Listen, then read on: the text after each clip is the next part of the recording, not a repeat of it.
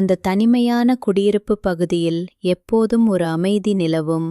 ஆனால் கடந்த 15 நாட்களுக்கு முன் அருகிலுள்ள வீட்டிற்கு குடிவந்த பிரியா வந்த பிறகு அதிராமின் வாழ்க்கையே மாறத் தொடங்கியது. 30களின் மத்தியிலிருந்த பிரியா பார்ப்பதற்கு அழகாகவும் அவளது ஒவ்வொரு அசைவிலும் ஒரு வசீகரமும் இருந்தது. 15 நாட்கள் ஆனபோதிலும் அவளிடம் பேச அதிராமுக்கு சரியான வாய்ப்பு கிடைக்கவில்லை. ஞாயிற்றுக்கிழமை மதியம் அதிராம் தனது அறையில் இருந்தபோது பக்கத்து வீட்டு பால்கனியிலிருந்து ஒரு இனிமையான குரல் கேட்டது. "தம்பி, கொஞ்சம் இங்க வர முடியுமா?" அந்த குரலை கேட்டதும் அதிராமின் உடல் சிலிர்த்தது. ஜன்னல் வழியாக பார்த்தான். அங்கே பிரியா நின்றிருந்தாள். மெல்லிய பட்டுச்சேலையில் அவளது கூந்தல் கலைந்து அவள் அப்படியே ஒரு கனவு பெண்ணாக தெரிந்தாள். "என்ன அக்கா?" என்று கேட்டவாறே அவன் பால்கனிக்கு வந்தான். பிரியா சற்று தயக்கத்துடன், "மொட்டை மாடியில் துணி காயப்போடும்போது என் தாவணி காற்றில் பறந்து உங்க வீட்டு பால்கனியில் உள்ள ஜன்னல் கம்பியில் மாட்டிக்கிட்டது. எனக்கு அங்கே ஏறி தெரியாது. கொஞ்சம் எடுத்து தரீங்களா?" என்று கேட்டாள். அவள் கேட்கும்போதே அவளது கண்களில் ஒரு எதிர்பார்ப்பு இருந்தது. அதிராமுடனே, "நிச்சயமாக அக்கா, இதோ எடுத்து வரேன்" என்று கூறிச் சென்றான். அவன் அந்த தாவணியை எடுக்கும்போது பிரியாவும் அருகில் வந்து நின்றாள். இருவருக்கும் இடையே இருந்த இடைவெளி மிகவும் குறைந்தது. அதிராம் தாவணியை மெதுவாக விடுவித்து அவளிடம் நீட்டியபோது தற்செயலாக அவனது விரல்கள் பிரியாவின் மென்மையான கைகளை தொட்டன. அந்த ஒரு நொடி உலகமே நின்றுவிட்டது போலிருந்தது. பிரியா உடனே கையை எடுக்கவில்லை. மாறாக ஒரு நிமிடம் அதிராமின் கண்களை ஆழமாக பார்த்துவிட்டு ஒரு மயக்கும் புன்னகை பூத்தாள். "ரொம்ப நன்றி தம்பி, நான் இங்க புதுசு, யாரை கூப்பிடுவதென்று தெரியாமல்தான்" என்றாள். அதிராமின் இதயம் படபடத்தது. அந்த புன்னகை அவன் மனதில் பதிந்து போனது. பிரியாவின் அந்த புன்னகை அதிராமின் உள்ளத்தை எரியூட்டியது. ஆனால் அவளை மீண்டும் சந்திப்பது எப்படி? அடுத்து என்ன நடக்கும்? அதிராமின் மனம் முழுவதும் பிரியாவின் உருவமே நிறைந்திருந்தது. அவளை மீண்டும் சந்திக்க ஒரு வழி தேடினான். அடுத்த சில நாட்களாக காலையில் மொட்டை மாடிக்குச் சென்று உடற்பயிற்சி செய்வது போல் நடித்தான். வெயிலின் கொடுமையை பொருட்படுத்தாமல் அவளது வருகைக்காக காத்திருந்தான். ஆனால் 3 நாட்கள் கடந்தும் அவள் வரவே இல்லை. ஒருவேளை அவளுக்கு திருமணமாகியிருக்குமோ? நாம் இப்படி ஆசைப்படுவது தவறோ என்ற எண்ணம் அவனை வாட்டியது. 4வது நாள் மாலை அதிராம் மாடியில் உடற்பயிற்சி செய்து கொண்டிருந்த போது கதவு திறக்கும் சத்தம் கேட்டது. நிமிர்ந்து பார்த்தான். பிரியா கையில் செல்போனுடன் பேசிக்கொண்டே நடந்து வந்தாள். அவள் யாரிடமோ மிகவும் நெருக்கமாக பேசுவது போல் இருந்தது. கண்டிப்பாக அவளுக்கு கணவர் இருக்கிறார், அவரிடம்தான் பேசுகிறாள் என்று நினைத்ததும் அதிராமின் முகம் வாடியது. சுமார் அரை மணி நேரம் கழித்து பிரியா போனை வைத்தாள். அப்போது அதிராம் மெதுவாக அவள் அருகில் சென்றான். "என்ன அக்கா, ரொம்ப நேரமாக போனில் பேசிக் கொண்டிருந்தீர்கள்? வீட்டுக்காரரை பேசினீர்களா?" என்று தயக்கத்துடன் கேட்டான். தொடர்ந்து, "நீங்கள் வந்ததிலிருந்து உங்களை தனியாகவே பார்க்கிறேன். அவர் வெளியூரில் வேலை பார்க்கிறாரா?" என்றான். பிரியா ஒரு நிமிடம் அமைதியாக அவனை பார்த்தாள். பிறகு ஒரு மெல்லிய பெருமூச்சுடன், "இல்லை அதிராம், எனக்கு விவாகரத்து ஆகிவிட்டது. நான் இப்போது தனியாகத்தான் இருக்கிறேன். இப்போது கூட என் தோழியுடன் தான் பேசிக் கொண்டிருந்தேன்" என்றாள். அவள் சொன்னதை கேட்டதும் அதிராமின் உள்ளுக்குள் ஒரு பெரும் மகிழ்ச்சி பொங்கியது. "அப்படியா? சாரி அக்கா, தெரியாமல் கேட்டுவிட்டேன்" என்று வருத்தம் போல் நடித்தான். பிரியா சிரித்துக்கொண்டே, "பரவாயில்லை அதிராம், இதில் மறைக்க என்ன இருக்கிறது" என்றாள். அவள் தனிமையில் இருப்பது தெரிந்ததும் அதிராமின் பார்வையில் ஒரு புதிய துடிப்பு தெரிந்தது. பிரியா தனிமையில் இருப்பதை அறிந்த அதிராமின் ஆசை மேலும் அதிகரித்தது. அவளுக்கு உதவும் போர்வையில் அவன் அவளுக்கு மேலும் நெருங்க முடிவு செய்கிறான். அடுத்து என்ன நடக்கும்? பிரியா தனிமையில் இருப்பது தெரிந்த பிறகு அதிராம் அவளுக்கு உதவும் விஷயங்களில் மிகவும் முனைப்பாக இருந்தான். அவள் சந்தைக்குச் சென்றால் கனமான பைகளை தூக்கி வருவது, வீட்டில் ஏதாவது பழுது ஏற்பட்டால் உடனே சரி செய்வது என்று எல்லா உதவிகளையும் அவன் முன்னின்று செய்தான். ஒரு முறை பிரியாவிற்கு காய்ச்சல் மற்றும் தலைவலி ஏற்பட்டபோது அதிராம் மருந்துகள் வாங்கிக் கொடுத்து கஞ்சி காய்ச்சி ஊட்டி ஒரு குழந்தையைப் போல் அவளை கவனித்து கொண்டான். அந்த நேரத்தில் அதிராமின் கைகள் அவள் நெற்றியில் பட்டபோது பிரியா ஒரு பாதுகாப்பையும் அதே சமயம் ஒரு சிலிர்ப்பையும் உணர்ந்தாள். இப்படியே 2-3 மாதங்கள் கடந்தன. இருவருக்கும் இடையேயான பழக்கம் ஆழமானது. பேச்சிலும் செயலிலும் ஒரு நெருக்கம் உண்டானது. அதிராம் அவ்வப்போது செய்யும் சிறு குறும்புகளும் கேலிகளும் மென்மையான தீண்டல்களும் பிரியாவிற்கு மிகவும் பிடித்திருந்தன. அவளுக்குள் நீண்ட நாட்களாக தூங்கிக் கொண்டிருந்த ஆசைகள் மீண்டும் துளிர்விடத் தொடங்கின. ஒரு நாள் மாலை இருவரும் மொட்டை மாடியில் நின்று பேசிக் கொண்டிருந்தபோது அதிராம் திடீரென, "அக்கா, உங்களுக்கு மறுபடியும் திருமணம் செய்து கொள்ள ஆசையில்லையா?" என்று கேட்டான். பிரியா சற்று அதிர்ச்சியுடன் அவனை பார்த்தாள். "ஏன் இப்படி கேட்கிறாய்?" என்றாள். அதிராம் சற்று தயங்கி, "இல்லை, நீங்கள் தனியாக இருப்பதை பார்க்கும்போது எனக்கு உங்களை பற்றி கவலையாது இருக்கிறது" என்றான். பிரியா அவன் முகத்தை உன்னிப்பாக பார்த்தாள். "எனக்கு இப்போது திருமணம் வேண்டாம் அதிராம், ஆனால் ஒரு நல்ல தோழன் கிடைத்தால் அது போதும்" என்றாள் அவனையே பார்த்து கொண்டு. அந்த பார்வையில் இருந்த பொருள் அதிராமுக்கு நன்றாக புரிந்தது. பிரியாவின் அந்த மறைமுகமான வார்த்தைகள் அதிராமின் மனதில் புதிய கனலை மூட்டின.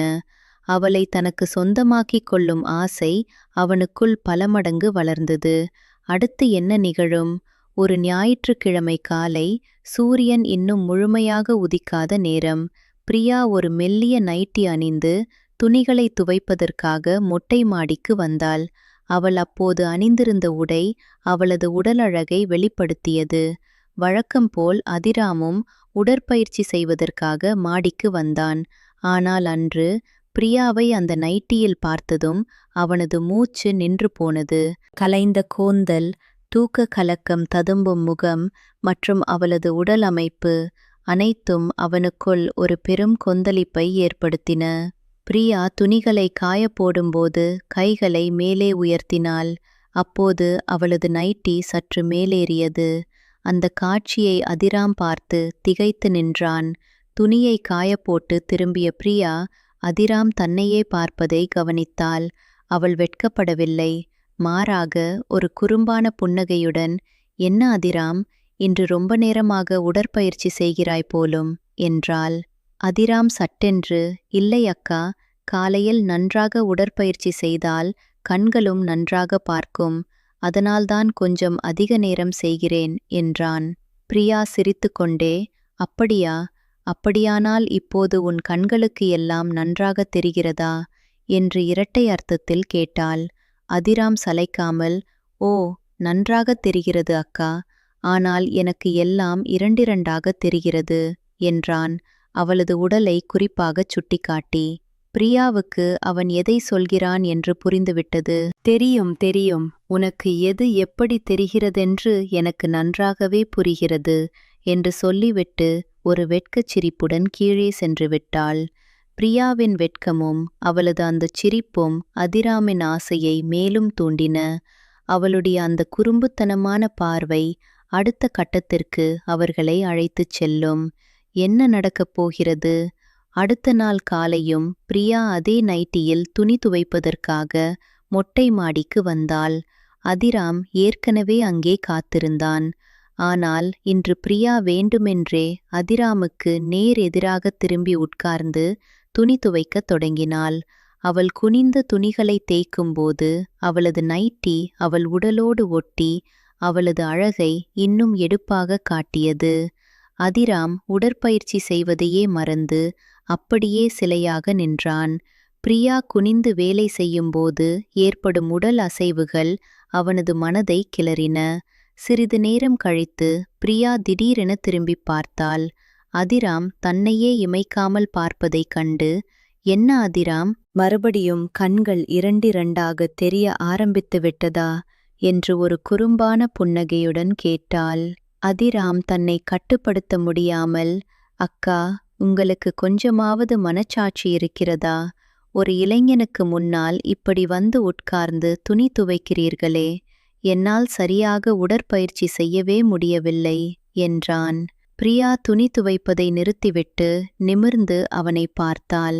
அப்படியா அதிராம், நான் என்ன செய்துவிட்டேன்? நான் எனது வேலையை பார்க்கிறேன், நீ உனது வேலையைப் பார் என்றாள். அதிராம் அவளுக்கு 2 அடிகள் நெருங்கினான். நீங்கள் இப்படி வந்து நின்றால் என்னால் எதையும் கவனிக்க முடியாது. இப்படியே போனால் நீங்களும் நானும் திருமணம் செய்து கொள்ளும் நிலை வந்துவிடும் என்றான் ஒரு கலவையான குரலில்.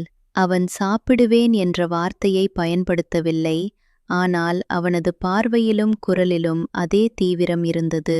பிரியாவின் முகம் சிவந்தது.